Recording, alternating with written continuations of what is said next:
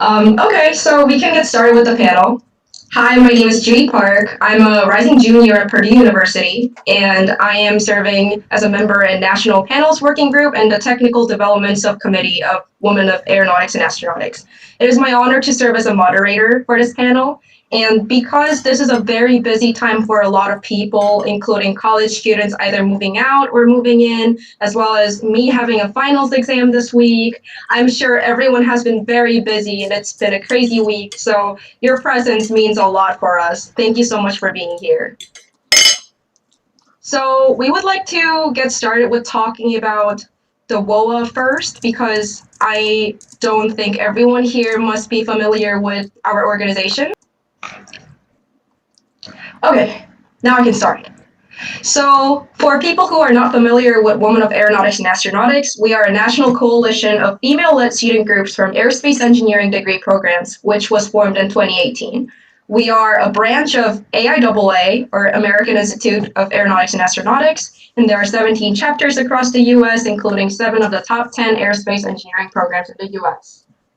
WoAA is an international organization dedicated to increasing the participation of marginalized genders in the fields of aeronautics and astronautics. Aligned with the main professional society in the field, and AIAA, we have created a network of university and professional chapters, and WoAA also is a centerpiece that combines the central AIAA leadership with the K-12 pipeline and established industry veterans to create a community for marginalized genders. We also fulfill a critical part of AIAA's diversity and inclusion plan by facilitating the improvements in the diversity of AIAA members in its groups. We also aim to accomplish together to increase the women and marginalized genders' involvement in professional and technical development by building a network of industry partners and mentors and promoting female technical leadership. Some of the initiatives we have been kickstarting this year includes the WoAA PALS, which is a pen pal program with K-12 students, and there's also a lot of workshop series we are planning on currently, including the Intro to Coding series, which will start from the very basic level of MATLAB, Octave, and Python, all the way up to undergraduate and graduate level of coding, so that students can step-by-step learn how to use the softwares. And we also have a graduate school series panel, which actually this panel is part of. There have been previous panels including the graduate school funding and how to choose the best grad school, and now this is the 4th one, and we have another one coming up soon. And we have some diversity initiatives as well by having a diversity and inclusion working group, which hosted a microaggression and anti-racism in the aerospace industry panel before this panel. We also have the interview working group working on the project called Sit Down Sunday. So if you are curious about all the projects and workshops we're working on, please stay tuned by joining our social media, including Instagram, Facebook, and LinkedIn. So to introduce some of the upcoming events, there is a asynchronous seminar coming up regarding the applying to graduate schools, which is on Tuesday, August 11th, 8 to 9 p.m. So if you tune in our YouTube for WoAA Official, you will be able to find the video to learn about what you can do to prepare for the graduate school application process, from something as standardized as GRE to tailored advice for a different graduate school path. Another event coming up is called the Myth of Airspace panel. The date is currently to be determined, but all the updates will be on WoAA's social media soon, so please stay tuned. Watch us debunk all the myth of aerospace engineering and industry that prevents you from being a part of it. Even if you are not an aerospace engineering major, you will be able to find out some way you can be involved in the aerospace industry and academia instead of being a rocket scientist. There will be a lot of ways to join the WoAA and volunteer for any of the projects we have introduced earlier. There's this project called Sit Down Sunday, as I mentioned. We are still looking for interviewers and webmasters, and there are a lot of subcommittees and working groups that are currently recruiting more people. So please take a look into the link, tiny.cc/WoAA-volunteer if you want to volunteer for our organization and be part of our projects.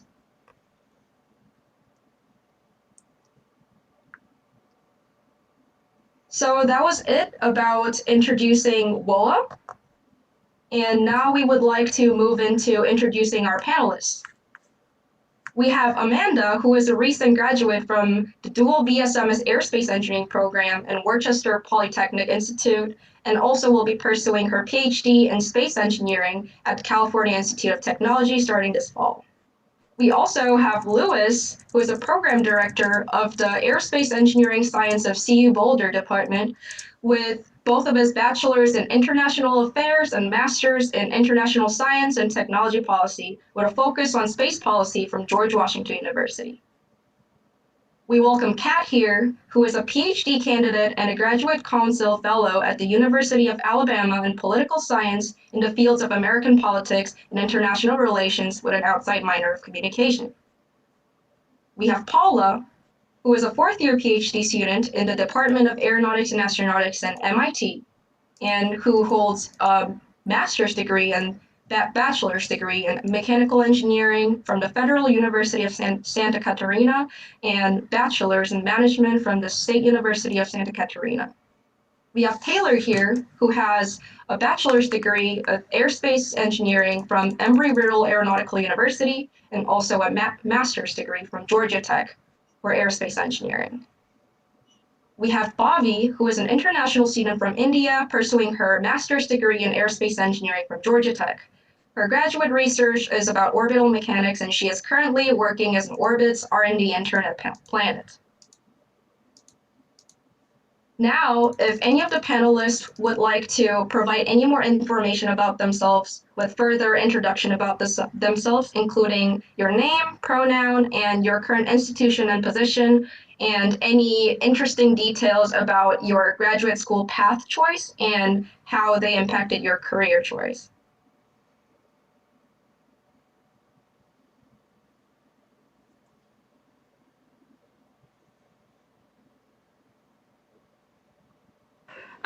So my name is Taylor, and I graduated from Georgia Tech like 3 months ago in May.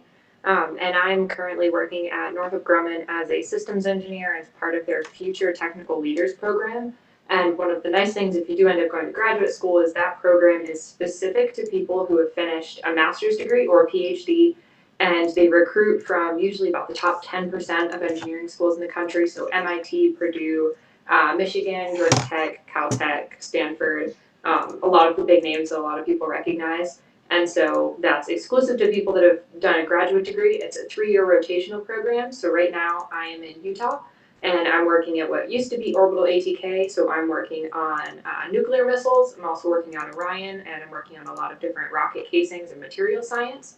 And so if you're looking for something that will let you do a bunch of different things over the course of a few years, and you do go through graduate school, the FTO program at Northrop Grumman would be an awesome option. If you have any specific questions about that, you're welcome to reach out to me. I know that I've provided my contact information, so you should be able to get a hold of me, but you can also just look me up on like LinkedIn or things like that if you have any questions too.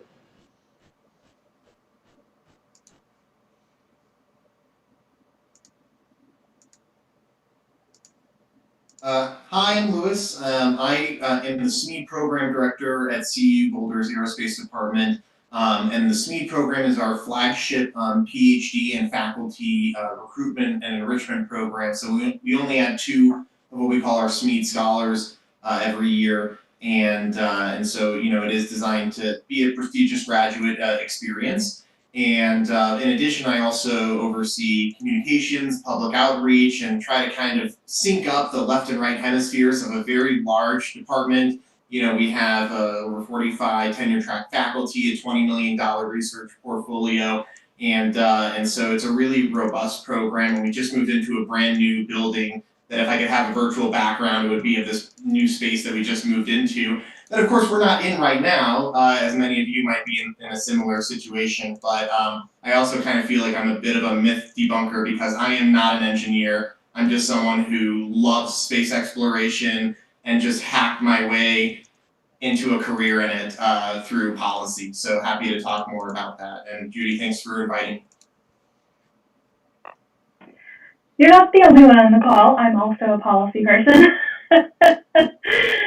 So my name is Kat. I use she, her, and her pronouns. I am just finishing up my PhD in political science. I actually study the role of political communication in the formation and dissemination of space policy, so how politics enables the funding for the research and other things that we do in astronautics and aeronautics. Prior to being a graduate council fellow, I also used to run a mentoring program for underrepresented minorities in graduate education. I'm also a first generation student myself, so my path towards aerospace is probably different than the typical that you would see. Didn't have any of the advice. I didn't even know what the best schools were when I started my college education. I have if you're one of those people and you're like, well, I'm not at MIT or Georgia Tech or Caltech, like I'm not at those schools, that doesn't mean that there's not a space for you in aerospace. So I'm happy to address any questions about that. Also, I'm happy to address any sort of questions about non-traditional. I didn't go back to school until I was in my mid-20s.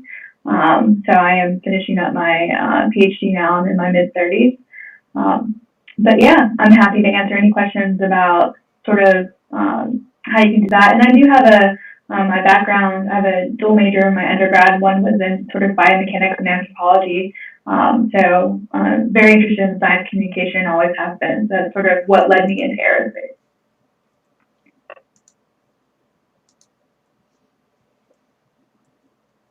Hi, my name is Paula. And one thing that I wanted to add on what everybody's saying is that international students, I'm from Brazil, I'm an international student. So for international students, the aerospace field is a little harder than for national students. And when I say a little, I'm being polite.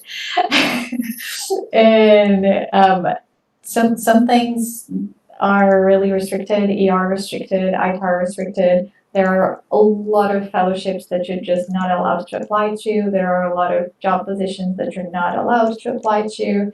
There are a lot of projects that you're not allowed to be part of.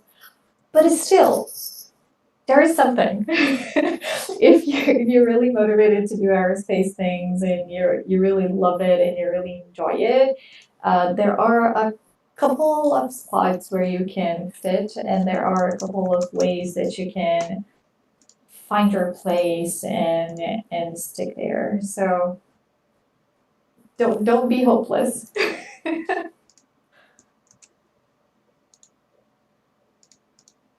Yeah, I'm gonna second you on that, Paula. Being international in aerospace has definitely been hard, but if you reach out to your professors or reach out to people in the industry and explain your situation, there's always people out there who are willing to help you find opportunities that are available for you. Personally, for me, I had a couple professors when I did my undergrad at Cornell who really encouraged that I go to grad school because it would give me a leg up being an international student in the industry. And then now where I'm working at Planet, it's one of those companies that doesn't place these restrictions. Even though they're ITAR restricted, they hire international students or international employees because they want a more diverse community in aerospace. That's something that they're very passionate about. So you need to, just be on the lookout and find these opportunities. And like Paula said, just don't lose hope.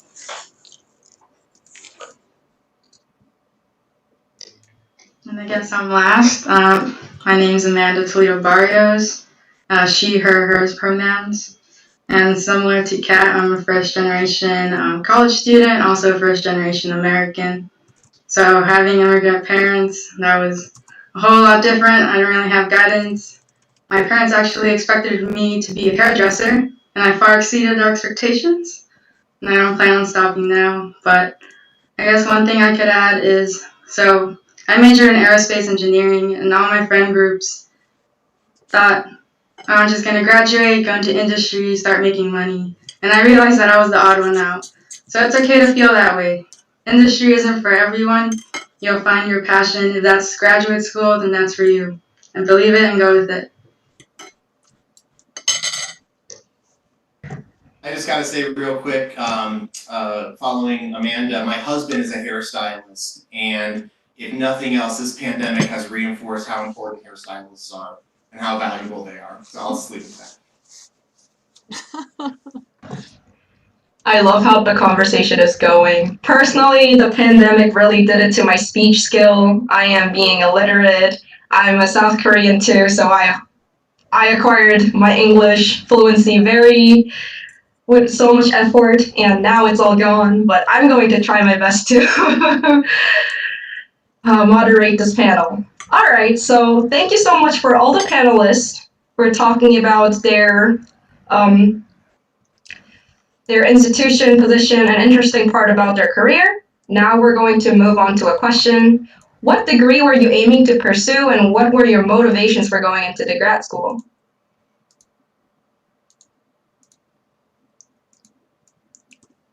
Okay, I can take that.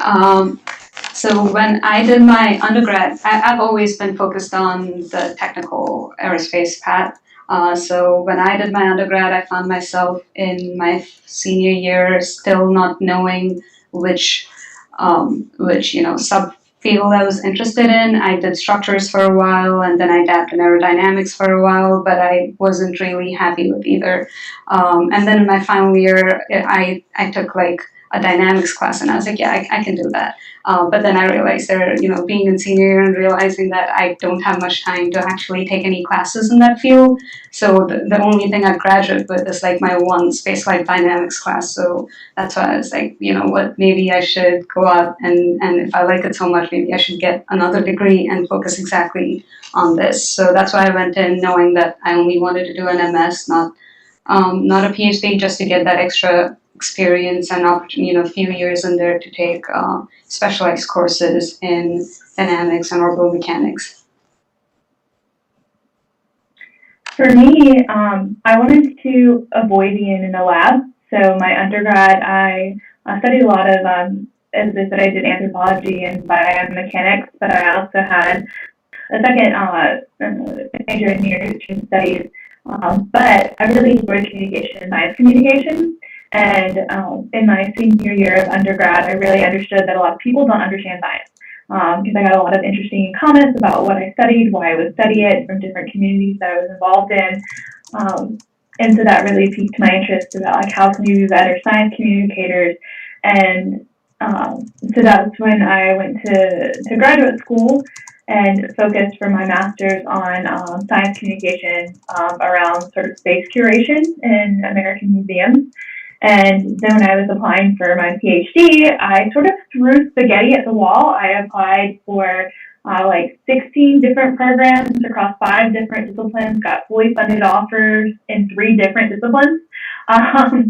So I was talked into political science by the chair of my committee. And within the first 6 months, he told me, Kat, every example you use when you talk about science communication, which he had convinced me was political communication, and now that I've been studying it for 5 years, I agree with him.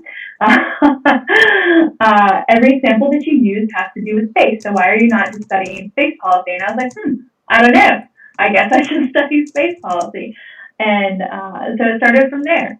But for me, it was really important to be able to help people communicate and understand the value of what we do in the aerospace industry. So that's what led me to the path that I'm in.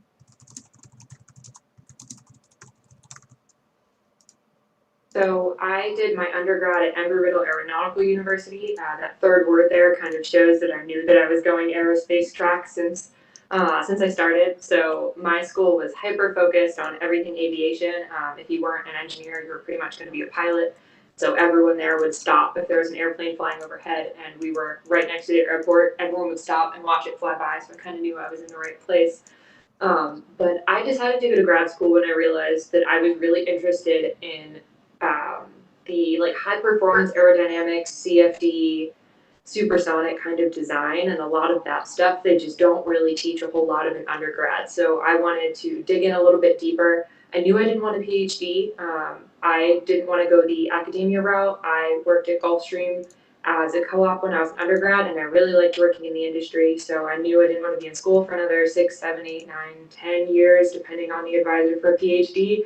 So I chose to just do my master's. I went to Georgia Tech specifically because I really liked the lab that they have there. That's called the Aerospace Systems Design Lab, ASDL. It's a really large aerospace research lab at Georgia Tech, and I absolutely loved their program. They really focus on vehicle design. They let me focus on supersonic design and aerodynamics. And so I figured another 2 years in school wasn't too bad.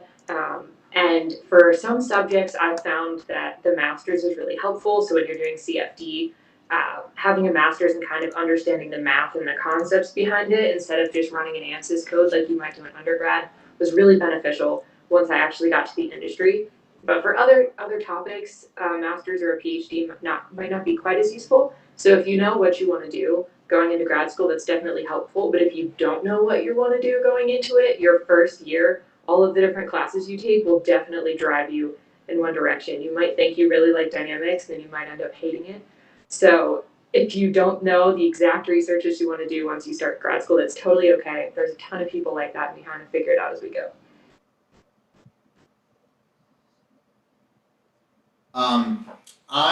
Since I was 5, have always been the person in my friend and family circle that knew what NASA was doing, was always explaining what NASA was doing. But then when it came to calc and algebra, I didn't know what I was doing. And so I kind of self-edited myself out of a engineering pathway, but I was always interested in space exploration. And my senior year of undergraduate at GW, I started an internship with the National Space Society, which at the time the executive director was George Whitesides. And that really got me engaged in a whole new level, because my thinking was, okay, I'm not going to be building rockets, but how else can I serve this community and serve space exploration? And through that internship, I learned about the master's program at GW, which I'd been here for 4 years, 3.5 years, and I had no idea that there was a dedicated master's program at a Space Policy Institute right upstairs from me, which is a comment on their marketing, not on the quality of the program. And it was through that I decided, okay, this is what I'm going to do for my master's. And they even had some alum that taught kind of a Space Policy 101 class my spring of my. And following that, I got an internship, the Lloyd V. Berkner Space Policy Internship with the Space Studies Board at the National Academy of Sciences, which, once I started there, I didn't leave for, 7 years and rose up to become a study director. And that's when I realized, okay, I found my niche and what I can do and how I can contribute. And that led to working in the Senate with their Space and Science Subcommittee, and then to this job. And what I didn't mention in my opening, because I'm not used to mentioning something like this, but I actually just got a new job, and I will be going to work for Lockheed's government affairs team at the end of August. And so actually next week is going to be my last week with CU Boulder, which is very bittersweet because it's an amazing, amazing place to work, and just such great people. But your career kind of goes like this, and it's okay to embrace the curves. So one thing that I really love about this panel is that people have really different backgrounds, and I think that that's really amazing for everybody that is listening. And my background is also really different from what everybody else has said.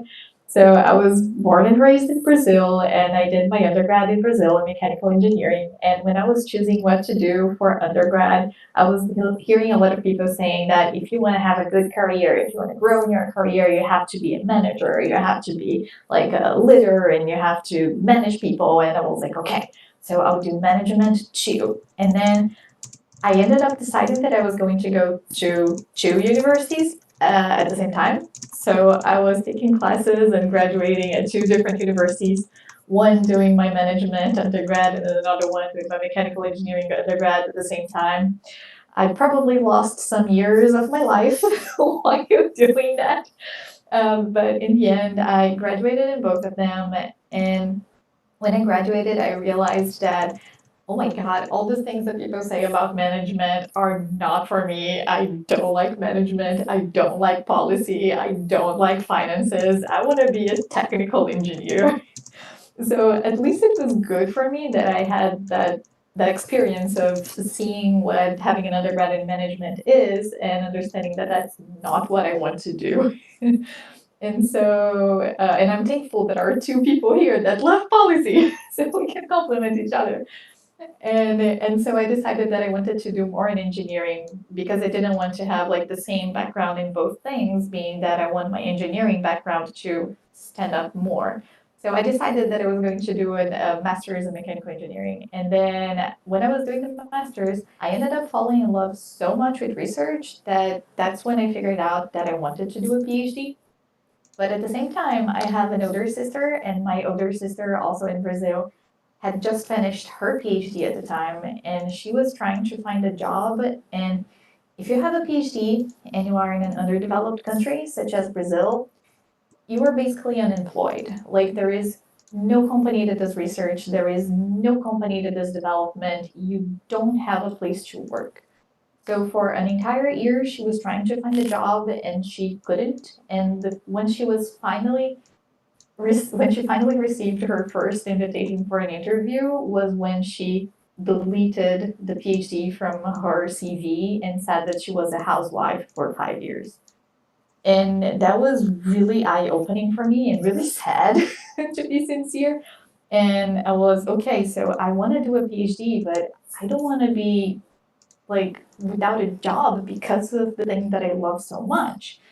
And that's when I decided that I wanted to go abroad.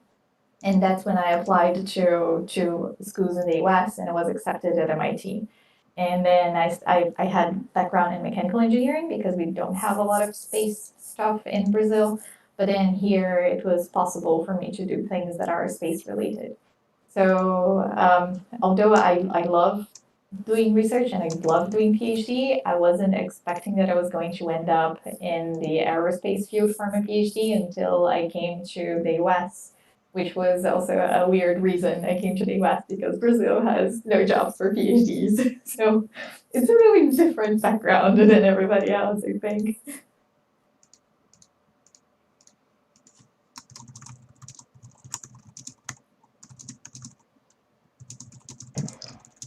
Any other panelists to add more? Yeah, I can go. So I'm born and raised in Texas, which is the huge aerospace state. So like right down the street, I have Lockheed Martin. Down in Houston, I have the NASA Johnson Space Center. So I've been set from a pretty young age that I wanted to do aerospace engineering. So I set off to Worcester Polytechnic Institute because I wanted to escape the heat from Texas for a little while and try out winter, fall, look at how the leaves change color because I've never seen that in my life. So that's what brought me to Massachusetts, and I had a really great time. But initially, like everyone, I thought I was just going to get my bachelor's, graduate, come back home, and work probably at Lockheed Martin. But that started to change as I approached sophomore year. I realized I would have one extra year. Like I could graduate technically in 3 years, and I was like, no, why would I want to do that? I don't want to rush anything. So, and I pursued the BSMS program, which is typically 4 years plus one, but I was able to do it in 4 because I had that extra year. And that's because I came in with a lot of AP credits. So I might as well, I was like, why don't I just do that? And I would also become the first in my family to get a master's. So that was like a big pride thing too. Yeah. And then while I was doing my master's, I'm like, okay, I'm still leaning towards the industry track. I did my first internship as a structural engineer at Pratt & Whitney, and I realized, wow, this is not for me. I didn't really feel like I fit in with the environment. Like the whole cubicle setup, everyone doing analysis on their own. I didn't like that. So I was really bummed until I started my senior project during my junior year. And unlike everyone's projects, which are more like building, for example, UAVs, rockets, or CubeSats, mine was in the lab doing research. It was more a research-based project. And over the course of the year, I fell in love with the process. And I was like, I need to get more of this. I need to see if I actually like research. So I applied to the MIT Summer Research Program, got in, and I spent the summer building electrospheric thrusters in the Space Propulsion Lab. And that was such an eye-opening experience. Like just getting to build materials, working with graduate students, postdocs, professors. And that was a turning point for me. I said, I need to do a PhD, this is for me. So with my PhD, I hope to go into academia and become a professor because there's not a lot of professors that look like me. There's not a lot of women of color, there's not a lot of Latinas. So I want to be a good role model.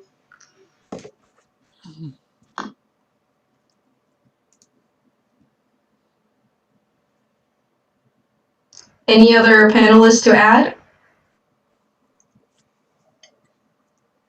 All right, we can move on to some other questions for sake of time because now we have 25 minutes and we have so many things to ask our diverse panelists.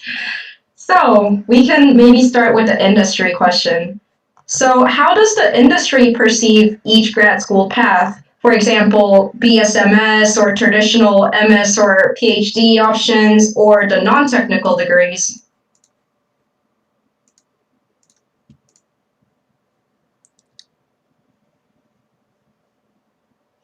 I think for some of them, it's really dependent on the group.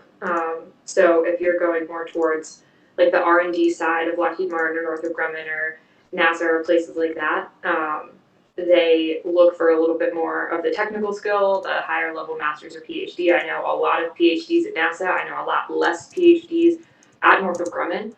There's a lot of people that do their master's while they're working so that the company can pay for it. One thing with that you would want to be aware of if you just want to finish your bachelor's and then go work and do your master's while you're there, it's probably going to take you 4 or 5 years because you can only take one class a semester. And so if you want to do that, it will take you a lot longer, but you'll be making money at the same time and not a graduate stipend, which is significantly less than a full-time job in the industry. But a lot of companies are perfectly happy with a bachelor's and master's degree. Quite frankly, if you can get out in 4 or 5 years with a master's and you want to go into the industry, I found that people really like that because then you're still pretty young and you're still really moldable. And so they can kind of turn you into the engineer that they want compared to those of us that stayed in school a little longer. We're probably a little more stubborn and kind of stuck in our ways. So we have to go a little bit more of the like extremely technical positions from what I've seen so far. Just because of my role working in the university and grad student enrichment, I see a lot of different paths play out. One of the advantages of getting a master's is the purpose of the master's is to provide extra depth in a sub area of aerospace engineering. And if you were to say go straight into your master's and then go into industry, you can start above that entry level position. You can start with a little more cachet, and also, all these master's programs have more advanced graduate projects. So then you're working with companies already just while you're doing your studies at a whole new level from what you did with your senior project if you were in that, undergrad engineering program.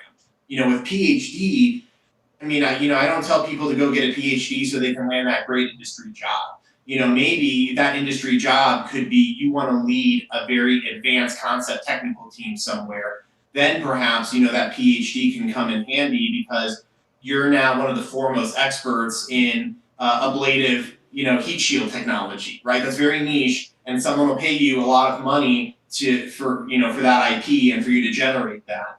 But really, there's so many different pathways. I did my master's, my non-traditional non-engineering master's because I felt that that's what I needed to have that leg up in my career.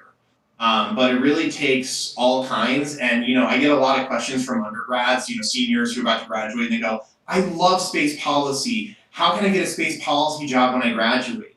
And as someone who's like always had imposter syndrome, I'm just like, you're an engineer. Why would you want to go into policy right now? Like, go be an engineer, go build things, go see how everything works. And then when you go for that policy job, you're going to come in with so much respect because they know that you have so much understanding of all of the different aspects of the business. Well, I think you bring up a good point. I think it's important to have conversancy in both. If you are in a technical career, you should take a space policy class, or you should take a space law class. Just one, don't take a lot, just so that you understand. It's good to set you apart from your peers because we don't educate engineers, and we don't educate STEM fields in general in policy, and it's a glaring mistake of our educational system that doesn't come out. Some programs are now starting to do that, and I tend to advocate that every program should do it. And then conversely, if you're in a non-technical side, take an intro to engineering or have an understanding, learn what is it that an engineer does, or what is it, how does that fit in the fold, because that's going to make you a better candidate on the field if you sort of have that conversancy in both. The other thing too, if you look at going into graduate school, you are going to be a better candidate if you have, especially for some of the more competitive programs, which is all around, you will do better if you have not neglected your liberal arts education. If you know how to write, if you know a little bit about, international affairs, political science, you will come out. There's been a good amount of research, some of it I've done myself, in what companies are looking for when they hire. And one thing that they say about a lot of undergrads coming into the industry is that they lack the soft skills. And soft skills are something that you can pick up in the non-technical side. So whether that's adding a minor that might be a non-technical minor, or just taking a couple classes, or doing an intensive summer, or if you're doing your master's, there are programs where you can add a policy track or add something that's sort of the more classic liberal arts education, and that's going to make you, in general, a better candidate. If you look at something like the NASA New Horizons mission, I always like this because they had a political scientist on the team. And one of the reasons that the PI had a political scientist on the team is they're like, I like the way they think. They think differently than engineers. My husband is an engineer for his undergrad and his first master's, and then switched over to economics. So he's got a Ph.D. in economics. But certainly, living with an engineer, and I'm not myself an engineer, it's a different mindset. And we do approach things differently in the way we think about it. So anything that you can do to set yourself apart or to sort of enhance what you already have is always helpful.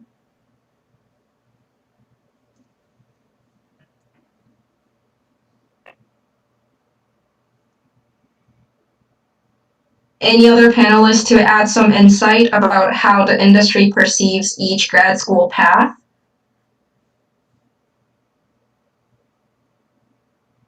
I know this is quite obvious, but one thing that is super related to PhD is research. So if you want to work with research and development in a really researchy manner, and you don't have a PhD, then anyone with a PhD will have a higher stake for that position than you do. So if you're really passionate about research and you really think that you want to do research for the rest of your life, then a PhD will probably be beneficial for you. I don't know if other people have different perspectives, but at least for me, all positions that I've seen that are really focused on research, highly research focused, most of the people that take those spots are people with PhDs.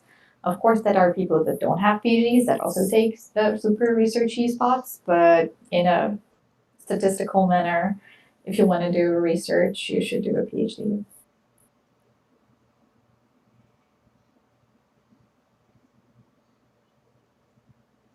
Yeah, just to, again, because I see all these paths, working with faculty, if you do pursue a PhD, then, your path to, being a leader might be a little bit more accelerated because, PhD graduates, faculty, they are leading their own labs, and, sometimes they'll spin that out into, a private sector activity. But you're kind of accelerating that leadership pathway sometimes, not always.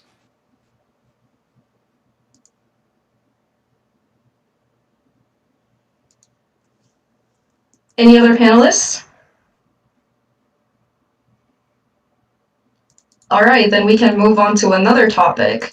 So we do know that there is a BSMS candidate here, the panelist here.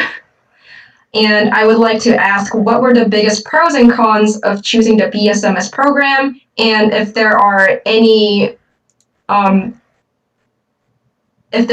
drawbacks of choosing it with respect to the quality of education or your opportunity in the industry, and etc.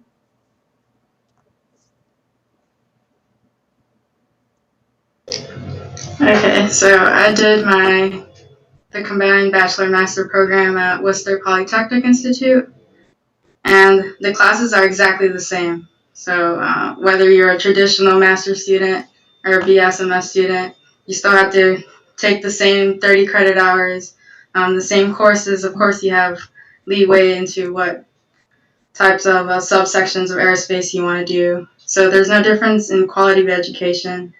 I guess I say the pro to be the BSMS. You could do it in less time. Traditional masters are 2 years, but the BSMS, you can do it in either within the 4 years of your bachelor's, an extra semester, or even an extra quarter, so you're saving money there.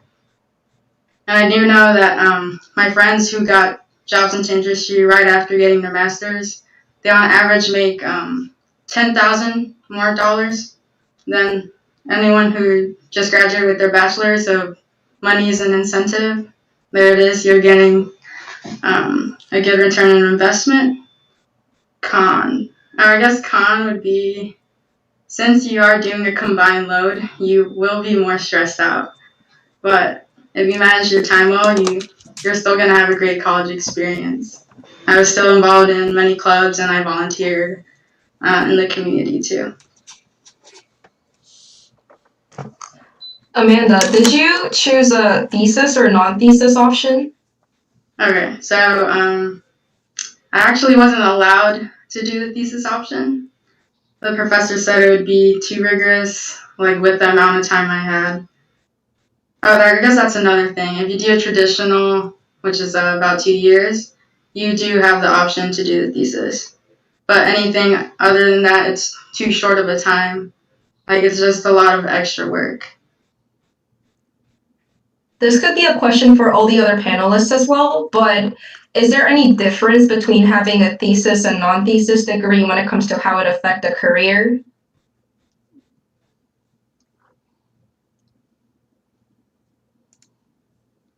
So the one main difference that I've seen, and one of the things that I used to explain, I worked in the aerospace department at my undergrad. I was a student assistant, so I saw a lot of master's students come in and kind of heard both sides of the story.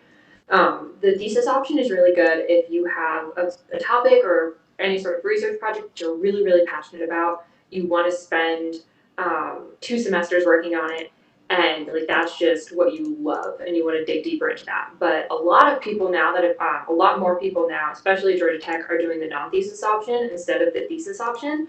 Usually at most schools, I know at my undergrad, Embry-Riddle, and at Georgia Tech, if you do that, you do a 1 semester research project. So it's a smaller project, it's doable in 1 semester, and so it's like 15 to 30 pages paper compared to like 90 or up for a thesis. But it also lets you take 2 extra classes. So if you want to take more aerodynamics courses or more structures courses, or if you want to take, I know both of the schools I went to offered a really great space policy course that a lot of engineers took. So I would highly encourage that. But the non-thesis option is great if you want to dive deeper into a couple different subjects. But the thesis option, if you find something you absolutely love, is a really great way to kind of hone into that. And in the industry, they don't really care either way. A lot of the people that I've helped at Northrop Grumman, and when I've recruited for both Gulfstream and Northrop, they've said that they don't really care if you did a thesis or a non-thesis, because the experience of grad school, either way, you kind of learn to deal with everything being on fire all the time. You get put through a lot more stress in undergrad, you're taking like 6 classes at a time, and it feels like you can't possibly have any more work. And then you get to grad school, and somehow you wish you were back in like your senior year of undergrad as far as your stress loads. So either way, you will take away a lot of the kind of, I called it character building of grad school, where you learn to handle a lot more projects and a lot more on your plate. So either option. In the industry, they don't really care. I know in academia, they probably have a different viewpoint. So maybe one of the other panelists will have a view on that. Also want to mention, Paula talked about this and how she took management. She learned management wasn't for her. A lot of schools now, I know my university offers it, but a lot of schools now are actually offering a BS MBA program that's a STEM-focused MBA. So if you think that you actually want to go into management, that can be a great option for you. So maybe you don't want to dive as deeply into the engineering, like you're happy with the degree that you have, but you're like, hey, I want to be able to get a leg up on my career and maybe start at a higher level. You might want to consider some of the STEM focused MBA programs that they do alongside of the engineering and other STEM undergraduate degrees. And just academia, the market is horrible right now. So any advice? I'm actually moving to Australia. So I'm working right now at a community college teaching political science.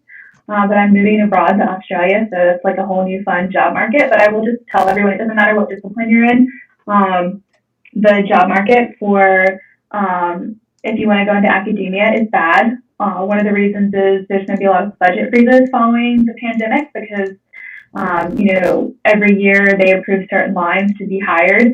So it's just going to be really hard. So if you want to go into academia and like your heart is set on teaching or being like a researcher and leading a lab, and just be aware that your path might be a little more curvy. And it's okay if it takes you, maybe you have to go out into industry for a couple of years before you can go back to academia, and that's okay.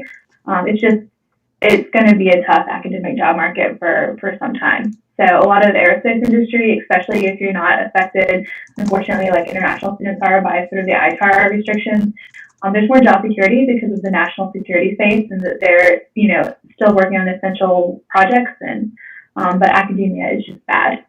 So just keep that in mind, that for a lot of universities, you're cheap labor. Now, the more prestigious university you go to, so like 95% of academic jobs are taken by the top hires in the school. So that's something else that you can balance. But just be aware that there's a lot of privilege in academia, so that can be difficult to navigate, especially as like a first-gen student or an underrepresented student. On the thesis, just because seeing all these students come through, as Taylor said, industry doesn't really seem to care that much, depending on what you want to do with industry. If you don't want to get a PhD, but you still maybe want to do an R&D related job, doing a thesis showing a deeper level of research acumen to a future employer is an asset and can help make you more competitive, perhaps with a PhD applicant as well. And so again, doing the thesis is really a matter of passion. Like you don't do it.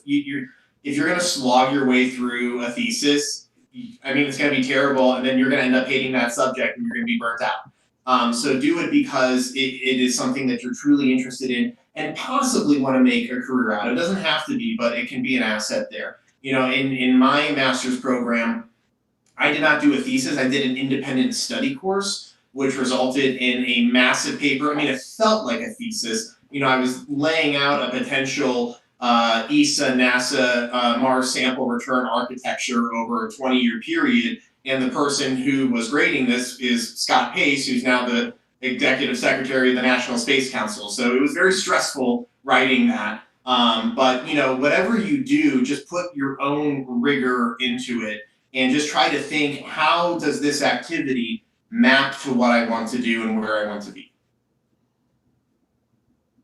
Yeah, just adding on to that, because I'm 1 year into my master's, so I'm at a point where I have to declare whether I do a thesis or just a project. And I came in wanting to do a thesis because I wanted to work at these industry R&D, the intersection of those two, like JPL or APL, where they primarily hire PhDs, but then if you have a master's with a thesis, you've sort of proven to them that you are capable of doing independent research, you are capable of writing, a long document that you produced yourself with your own research work.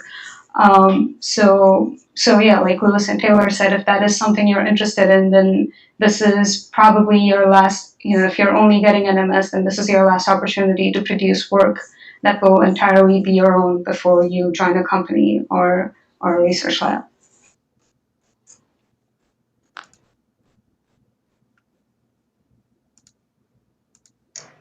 Thank you for all the amazing answers. Now we would like to move on to an international student question because we happen to have 2 international student panelists, and why not? So one of the attendees asked, how does one find funding for a master's if one is a foreign national? So there are certain grants. I wouldn't recommend relying on grants for for your graduate funding, but there are certain grants that are specific for international students, specific for women international students, or there are grants just for women in aerospace that don't focus on nationality, so you can be considered for those. But I would recommend reaching out to the program that you're applying to. And doing it early. So I started reaching out to all the program heads for I applied to 5 schools, and then built a relationship with them, told them about my financial situation, the fact that I'd, require some kind of funding. And some universities, some program heads were very welcoming. They said, we'll make it work. We'll find you a TA position, or we'll have a professor, make an exception in terms of a research assistant position. And some universities were not. So that's kind of the rough side of it. So if funding is important to you, then it has to factor into your decision of what school you would attend. Georgia Tech for me has been really great in that they've always helped me find some kind of funding option. I did teaching for a semester, I did research another semester, and I'm going to do an industry collaboration for my 2 remaining semesters, so they'll pay for it. And yeah, it's just you have to be resourceful and you have to keep reaching out to people, either in the university or you can always reach out to me or other international students that are either in the process or have made it through grad school. Yeah, I completely agree with what Bhavi said, and it's personally, at least, I didn't find any fellowship or scholarship or anything that would completely cover the amount that we have to pay for tuition at MIT. So I don't know in other universities, but at MIT tuition is above $50,000. It's like ridiculous every year.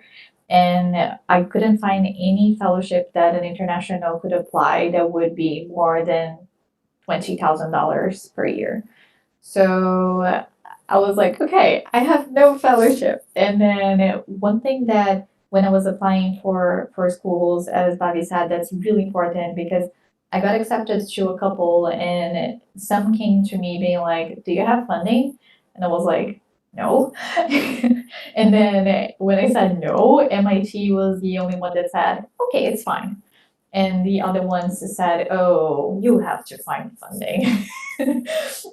And it was really nice that at least at MIT, we have research since the beginning. So I started doing research in the lab on my first day. And doing that research, I was having the research assistantship, which is the RA, as people normally call it for short.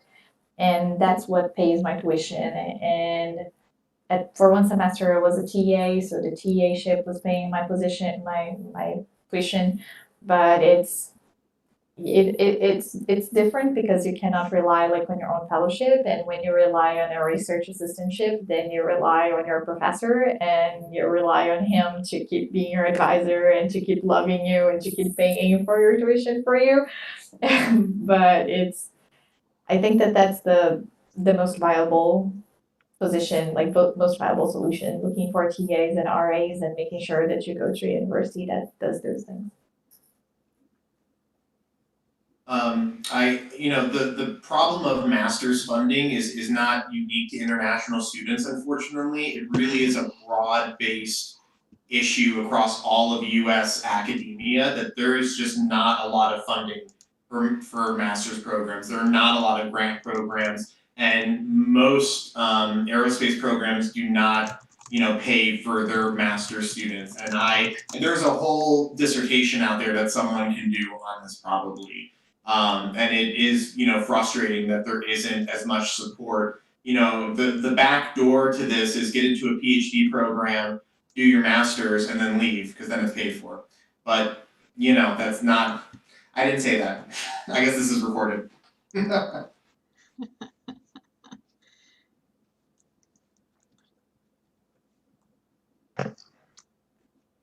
All right, so to wrap up the panel, could the panelists talk about what are the best thing and the worst thing about going to grad school?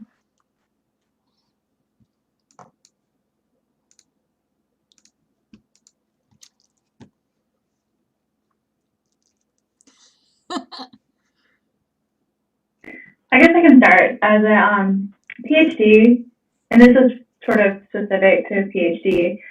You could be an expert in something. Like the whole course of your PhD is that you become the expert in your area, and that is something that not a lot of people get the chance to do, and you really get to deep dive and really understand your subject at a level that other people don't. I really enjoyed my master's. I had really great camaraderie with the people that I was in my master's program. But I think the worst thing is, especially when you stay in academia as long as I have, like you are giving away some of like the productive years of your life. You're not making as much money, and that yes, there is like a salary bump at the end of the rainbow, but you are giving that away, and just to recognize that. As PhD students, and as if you are working for a university and working funded, they're taking advantage of your labor, and that can be really frustrating. I think to look at a lot of times you may be teaching on par as other people, especially if you're at like a public university like I am. I teach the same classes that my professors teach, but I'm paid a small fraction of what they're paid. So just recognizing that graduate students in general tend to be the low person on the totem pole at universities, because most universities are centered around the undergraduate experience. So I think that's probably just recognizing, and it's really hard. A lot of research has been done that graduate school is one of the most stressful things. The rates of depression and suicide for graduate students are sky high. So you just have to know that you have to be able to reach out. You have to have a support system, because it is going to suck. They're going to ask you to do things that you just are not possible. So, I think Lewis mentioned imposter syndrome. That's a real thing, but just read about it and know that that's not true, that you belong there. They wouldn't have let you in. But also, like, find your people and make sure that you have mental health support, because it can be really tough, because you really just are at the bottom of the totem pole, and you're pretty much below everybody, like faculty, staff, undergraduates, everyone. As a graduate student, you're at the bottom. So just to be aware of that. But I mean, it's really rewarding. So I've loved my program. I love what I've gotten to do because of my program. But just to be aware of that. And again, as a first-gen student, there's a lot of things I would do differently if I was doing it over. So I might have reached out for better mentorship into my undergrad program. Yeah, I want to add into that, because I also think that the worst thing in the PhD is the stress level. And I think that the stress level is combined with the expectation that you're doing a PhD, and the PhD is the thing in your life. So you're expected to wake up breathing your PhD and going to bed breathing your PhD. So most of the times, like, your PI or someone in the lab is going to send you an email at 11 p.m. and you should respond before 7 a.m.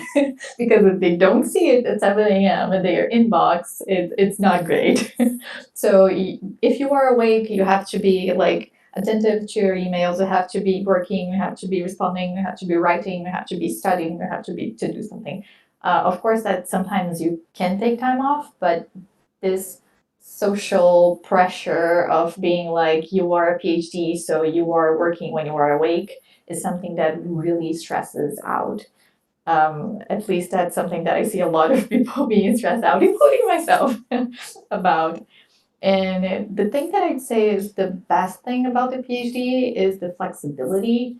When you are doing the PhD, not only you can make your schedule most of the times, because especially now with COVID-19 that everybody's working from home, you can, if you want, you can arrive at the lab at 12, like at noon, and leave the lab at 9 p.m. or something. Like, nobody cares if your working hours are not 8 to 5 or 9 to 5. You can do whatever working hours you want. You can put like a lot of student groups in your agenda, like WoAA or anything like that. You can put like panels like this in your agenda, and like nobody is going to ask you like, why were you not working at that time, or why were you not doing at that time? Because there is nobody really looking for exactly each second on you.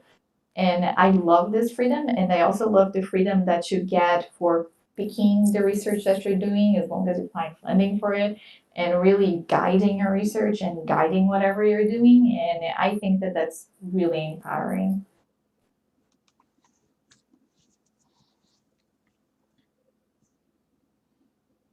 The best part of graduate school for me was, it was twofold. It was the access that my program afforded me, because at the time, at least, it was one of the very few space policy programs, and it was based in DC. So it's like, oh, the NASA administrator is going to come by and have a chat with us, and that was awesome.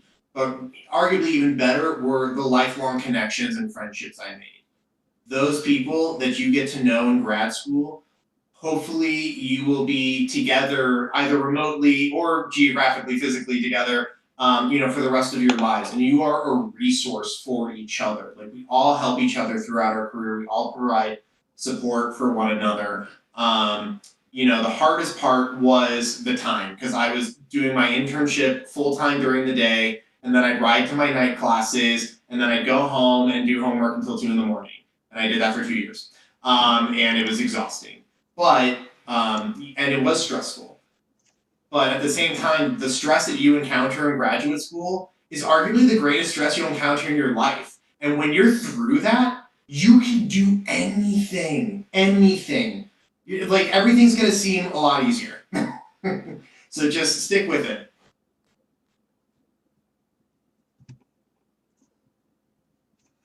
I think, for me at least, only going through a master's degree and going to an undergrad school where not a lot of people ended up going to grad school for 2 years, to watch all of my friends go and make a bunch of money, and a lot of them have houses now, or they're engaged, or they're married, and they've done these big world travels and have done all of these things in the past 2 years, that I was basically locked in like a tiny room writing a really long paper, staring at a computer, and like crying at 2 a.m. I think the most frustrating thing about a master's is just kind of like, you feel like you lost a lot of time. And for me now, just starting a job at 25, which still, even not doing a PhD really isn't that bad, but there's people that are younger than me that have been at a company longer than me, and so I kind of go through these days where I feel like I'm behind and I need to catch up to people that have been in the industry longer because they only did a bachelor's. But inversely, I think one of the best parts about graduate school, and I think it spans all disciplines, whether it's engineering or not, is that we all kind of have a shared experience. So in undergrad, everyone has a really different program. Mine was really hands-on. Lots of other people had really theoretical programs. But in grad school, we all kind of have the same, like, grin and bear it, get through the fire sort of stress levels that, yeah, like Lewis said, it's definitely the most stressful time of your life. And when you come out, even if you weren't in the same program as someone else, you have this kind of shared experience with anyone else that went to grad school, is that, oh, I had to pound through a thesis, or I had to pound through research, or it's like this immediate bond with other people that I think is really cool. And also, I feel like I more than doubled the knowledge that I got in undergrad in 2 years of grad school. So it's amazing when you finish grad school, you realize how little you learned in undergrad when you took all of your prereqs and you spent 2 years on math and physics, and then you spend 1 semester doing an intensive aerodynamics course or dynamics course in grad school, and you're like, in this semester I learned more than I did in 4 years of undergrad, which is a really cool experience. You're more than doubling your knowledge in less than half the time it took you to do undergrad, and now you have this bond with everyone else that's gone through grad school. And I think that's really satisfying, to have kind of a human connection past more than an engineering connection.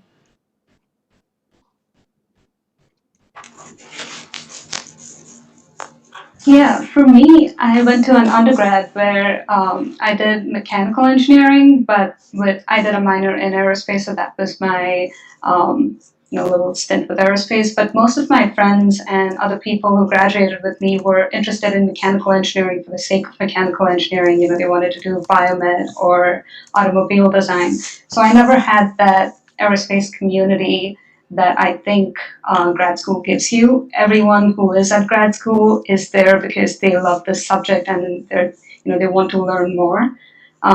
In contrasting with undergrad, it's kind of everyone's required to just go to school and do an undergrad in whatever field they're interested in. So here you meet people who actually love their research and people who love studying what they study, and then that's so inspiring to work with them, especially, as everyone mentioned, especially when it gets so stressful. You can look around and there are all these people who are struggling in a similar way, but they also, you can kind of siphon from their passion a little bit when it's low for you.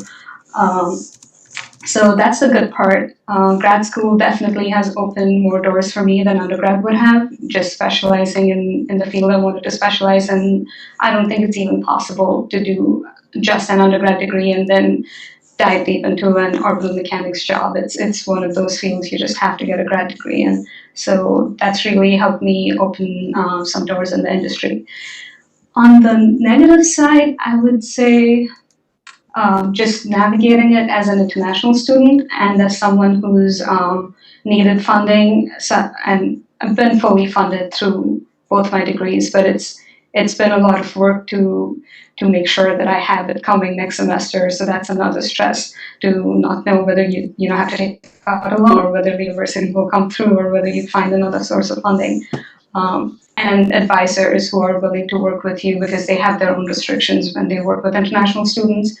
So it's tiptoeing around all of those while, and then in this case, it might be a little negative that most people in aerospace are U.S. nationals, so your friends don't have to struggle through this, and you're the only one who kind of has these added difficulties. But if you work through it, it's a very rewarding experience.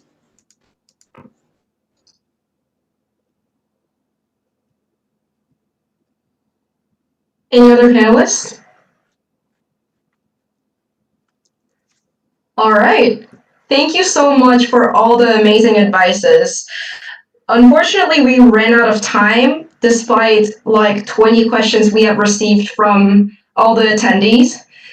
We do know that some of the questions could be answered by our previous graduate school panels, which is on the WoAA official YouTube, especially the one called How to Choose the Best Graduate School for You. It will deal with a lot of things like how the resume and letter of recommendation, all those technical and standardized things will be discussed in those. So please take a look into the video.